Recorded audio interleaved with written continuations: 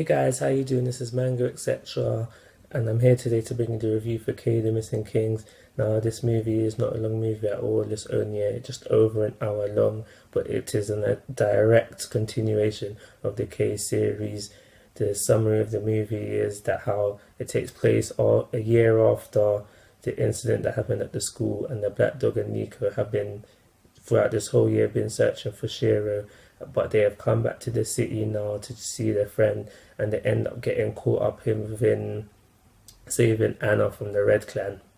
This movie introduces us for the first time in the anime to the Green Clan, and this Green Clan is known as Jungle. And what we learn about the Green Clan is that they're really, I'm going to call them a 21st century clan, because how they recruit their members is by a downloadable app. And we also see in this movie how they hack into the Gold King's tower, and they're really technologically based, just for the fact that they recruit by app. That's quite funny. And yeah, and just how they hacked into the Green Towers, the Gold Tower system. We haven't really seen nothing like that before in K, and they're just really technologically based, and because of this whole app system, it's safe to assume that they have one of the biggest crews in the K-verse, in the K anime. The Green Clan is said to have the power of manipulation, and we also learn that how this can be used as to enhance their strength and speed. And we also see one member of the Green Clan who's able to walk through walls. And in essence, the Green Clan and some of their members were described to be like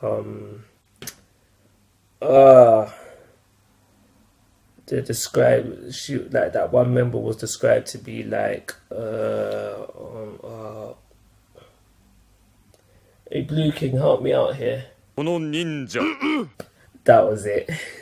So the movie is about the Black Dog, Nico, and later on Yatta. They're all heading towards the Gold King's tower in order to save Anna, and along the way the Black Dog comes across a member of the Green Clan, Yukari, and we basically find out there that Yukari was the Black Dog senpai at some point. They both served under Ichigan Miwa, I think that's the name. Yeah, but you know, the Black Dog's old master, they both served under him. And so they have, throughout the movie, they have their conflicts. That's his opponent for the movie. And just throughout the movie is, with the Black Dog, the main focus of Black Dog in the movie is just him overcoming not wanting to fight his friend. And yeah, you know, by the end of the movie, Anna is saved, but what was impressive was how she was saved. What happens later on in the movie, how she's freed and saved, basically, was quite a shock to me. I did not see this coming at all. I am going to talk about the end of the movie a bit more, but before I do that, I want to go into things I disliked and things I really did like. Well, I'm going to start off with the negatives, because there's not really much. The only thing I do want to say, there's two things I want to say. The first thing is that how I'm a bit disappointed with the Black Dog, really. Not just because because we know from the series that how the clansmen of the Silver King have the ability to fly, and there's two chances in this movie where being able to fly would have helped the Black Dog out, and he didn't know, and he didn't do it.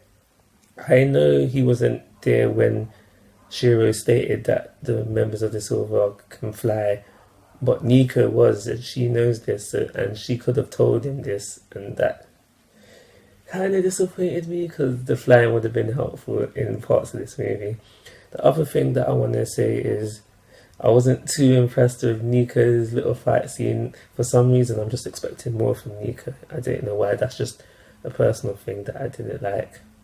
Okay, so moving on to things that I did like. The first thing I want to say that I really did like was the fight scenes in this movie. The fight scenes were really nice to see, and the only way I can describe it is similar to the fight scenes in the One Piece C movie, where the angles we were getting were, the only way I know how to describe it was 360. We was getting views from every single angle you can think of in a 360-degree circle. But in this movie, I don't think it was as impressive as One Piece C. I would say for this movie, we was getting angles on a 180-degree level. My favourite bit of this movie was the scene just before Anna becomes the Red King, and we just get to see Makato and Tatara again. When I watched this movie, I was really hoping that Makato would come back to life. I know it was a long shot thing, but I really did want him to come back to life. But we didn't get that. But this scene, just to see him again, then I don't know what you would call that. It's not a flashback.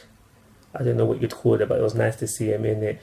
And I think that scene just further emphasized the relationship that Anna and Makato had together. Like, they were really close, and I think that scene just helped to further emphasize that. The most shocking thing for me about this movie was Anna becoming the Red King, but because she does become the Red King, we do learn a few things about, just becoming a king in general. We don't actually learn how exactly someone becomes a king, but we do learn that how becoming a new king, you can have problems controlling your power. It was seen, we see her struggle to control her power, and it's also confirmed later on by the Blue King that how he says to Anna that if you had more control of your power, if you wasn't a new king, you would have easily been able to deal with the situation yourself.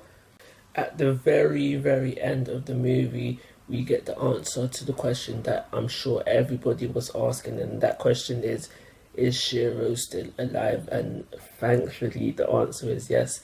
He appears at the very end of the movie, and we just find out where he's been all this time and just what happened after the incident. We find out how the Gold King reconstructed his body, and he just saved him, and this whole time he's been back up in the sky in his blimp, just being out of the way, basically.